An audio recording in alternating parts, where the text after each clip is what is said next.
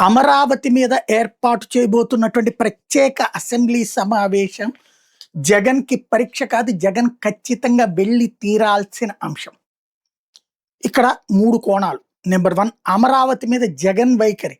అది right are wrong? ఇప్పటికి ఒక రాజధాని కాదు 3 రాజధానులు అన్నటువంటి దాన్ని ప్రజలు తిరస్కరించారు. అదే సందర్భంలో ఇప్పుడు అమరావతికి సంబంధించి జరుగుతున్న దాని మీద సాక్షిలో వార్తలు జగన్ అమరావతికి వ్యతిరేకం అన్నటువంటి ఫీలింగ్‌నే కల్పిస్తున్నాయి. వైసీపీ వ్యతిరేకమే అన్నటువంటి.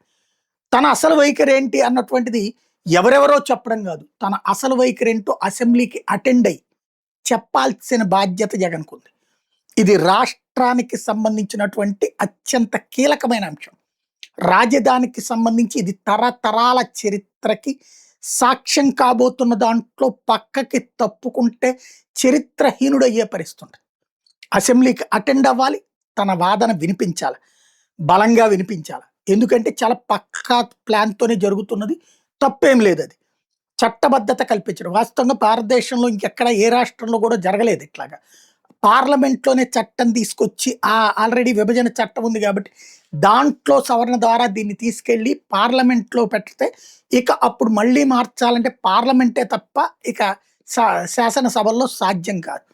ఇలాంటి ఒక కొత్త కాన్సెప్ట్‌ని తీసుకొస్తున్నప్పుడు ఇక జగన్ రాజధాని మార్చడం అతని వల్ల కాదు. కాబట్టి రాజధాని మీదన అమరావతి మీద నెగిటివ్ జగన్ అన్నటువంటి ఫీలింగ్ కాదు అని నిరూపించుకోవాలన్నా, లేదా అసలు తన వాదన చర్చకి రావాలన్నా అసెంబ్లీకి అటెండ్ కావాలి.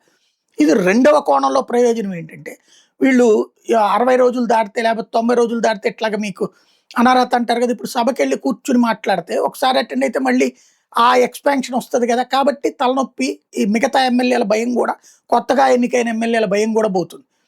అది ఒక కాన్సెప్ట్ అవుతుంది. మూడోది ప్రజలకి సంబంధించి తను చెప్పాలనుకున్నటువంటిది అర్థవంతంగా బాధ్యతాయుతంగా చెప్తే అది యాక్సెప్ట్ చేయడమా డినై చేయడం అనేది ప్రజలు తెలుస్తారు.